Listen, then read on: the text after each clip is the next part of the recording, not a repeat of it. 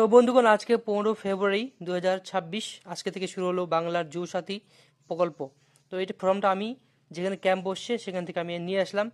আর আমাদের আজকে নেই, 20 তারিখে আছে, তো আমি তখন যাব। আর আজকে আমি তো আপনাদেরকে দেখাচ্ছি যে আহ, এই ফর্মটা কি কি থাকে, ফর্মের মধ্যে কি কি ফর্ম ফিল আপ করতে হবে, কি কি ডকুমেন্ট লাগবে। তো ভিডিওটা দেখুন, আর ভালো লাগলে লাইক করবেন। অ্যাপ্লিকেশন ফর্ম লেখা আছে বাংলার যুবসাথী। প্রথম দুয়ারে সরকার রেজিস্ট্রেশন নম্বর প্রথমে, এটা হয়তো ওখানে গিয়ে বোঝা যাবে এটা কত হবে, আমি জানি না ঠিক মতো।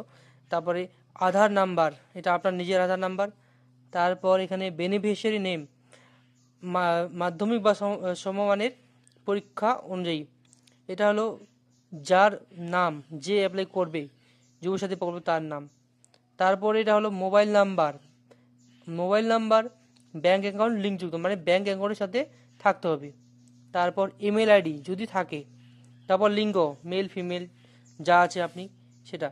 তারপর ডেট অফ বার্থ, আপনার ডেট অফ বার্থ। আর এটার সাথে সাথে এটা দিকে দেখবেন, এখানে আছে HS অন 1/4/2026 ইয়ার, মানে 1/4/26/2026 তারিখের বছরই, মানে আপনার বয়স বর্তমানে এই যে 2026 4 মাস এক, এই এই এই দিনের মধ্যে 2026-এর মধ্যে আপনার বয়স কত হচ্ছে। মনে করুন আপনার এখন বয়স 30 বছর, 40 বছর, যেটা থাকবে, মানে 2026-4/1 মানে সাল অনুযায়ী, তখন এটা আপনার বসাবেন ইয়ার। তারপর থাকবে, তারপর এইদিকে এসে এখানে নিচে থাকবে ফাদার্স নেম, পিতার নাম, মাদার্স নেম, মাতার নাম, আর স্ত্রী থাকলে সে তার স্ত্রীর নাম বা স্বামীর নাম। তারপর এখানে ক্যাটাগরি যদি থাকে SC ST OBC, তো সেগুলো আমাদের যে যার যেটা সার্টিফিকেট সেটা সার্টিফিকেট নাম্বার নিতে হবে। তারপরে ম্যারিটাল স্ট্যাটাস, বিবাহিত, অবিবাহিত, উইডো, তারপরে সেপারেট, বিচ্ছিন্ন, এগুলো যেটা আছে যার আপনি সেটা এখানে টিক করবেন, এখানে বাক্স আছে সেখানে টিক করবেন। তারপরে বাড়ির নাম্বার, যেটা কন্ট্যাক্ট ডিটেলসের মধ্যে পড়ে, বাড়ির নাম্বার যে থাকে দিবেন। ভিলেজ, টাউন, সিটি, গ্রাম, শহর, নগরী যেটা আছে ওটা দিবেন।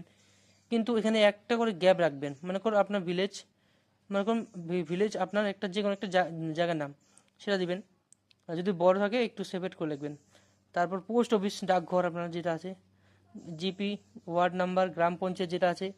তারপর ব্লক, আপনি যদি ব্লকে থাকেন, ব্লক, মিউনিসিপ্যালিটি, কর্পোরেশন যেটা আপনার থাকুক সেটা এখানে লিখতে হবে ক্যাপিটাল লেটারে। তারপর পুলিশ স্টেশন, পুলিশ থানা, তারপরে ডিস্ট্রিক্ট, তারপর পিনকোড, তারপর স্টেট বা রাজ্য। স্টেট বা রাজ্য এটা দেখবেন, এই যে ওয়েস্ট বেঙ্গল এটা লেখানো আছে। যদি আপনার কোনো গ্রামের নাম বা এইগুলোতে মিউনিসিপ্যালিটি কর্পোরেশন বড় বড় থাকে, মানে বড় লেখা থাকে, তো এরকম করবেন, মানে একটা ওয়ার্ড লিখলেন, তারপরে একটা গ্যাপ লিখবেন, গ্যাপ, তারপরে আবার একটা ওয়ার্ড এভাবে লিখবেন। কারণ যদি দুটাই একসাথে লেখেন তো ওটা সেক্ষেত্রে মিস্টেক হওয়ার সম্ভাবনা থাকে। এই পেজটা তো হয়ে গেল, এবার এই পেজে চলুন। এই পাশে এই পেজটা উল্টানোর পর আপনার এখানে কি কি আছে, যে মাধ্যমিক বা সমতুল্য পরীক্ষা বিবরণ। এই যে মাধ্যমিকে যারা, যেহেতু এটা মাধ্যমিক পরীক্ষার পাস করার পরেই এইটা এই যুবশক্তি প্রকল্প মানে পাওয়া যাবে, তার জন্য মাধ্যমিকের রোল নাম্বার এখানে বসাবেন। রোল নাম্বার এখানে ঠিকমতো দেওয়া আছে, এই বাক্সগুলোতে লিখবেন রোল, তারপর সংখ্যা যেটা আছে ওটা, তারপর কত সালে আপনি পাস করেছেন সেটা। সেটা বোর্ড কী হবে, WBSSC নাকি CBSE না SSC নাকি, যেগুলো এখানে আছে আপনার যেটা আছে সেটা এখানে চুজ করে নেবেন। এখানে এখানে লিখতে হবে এই বোর্ডের নামটা এখানে। তারপর এডুকেশনাল কোয়ালিফিকেশন, শিক্ষাগত যোগ্যতা, আপনি কতদূর পড়াশোনা করেছেন সেটা। তারপরে প্রেজেন্ট প্রেজেন্ট প্রেজেন্ট অকুপেশন, মানে বর্তমান পেশা আপনি কি করেন তার এখানে লিখতে হবে। তারপর আপনার ব্যাংকের নাম, এই যে ব্যাংকের অ্যাকাউন্ট, কি অ্যাকাউন্ট সে নাম্বার, কি নাম সেটা লিখতে হবে। তারপরে ব্যাংক ব্রাঞ্চ নাম্বার, ব্রাঞ্চ কি আপনার সেটা লিখতে হবে।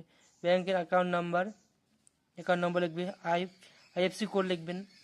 তারপর যদি আপনি অন্য কোনো সরকারি সাহায্য পান কি না সেটা বলতে হবে, যে আপনি অন্য কোনো সরকারি সুবিধা পাচ্ছেন কি না, হ্যাঁ বা না।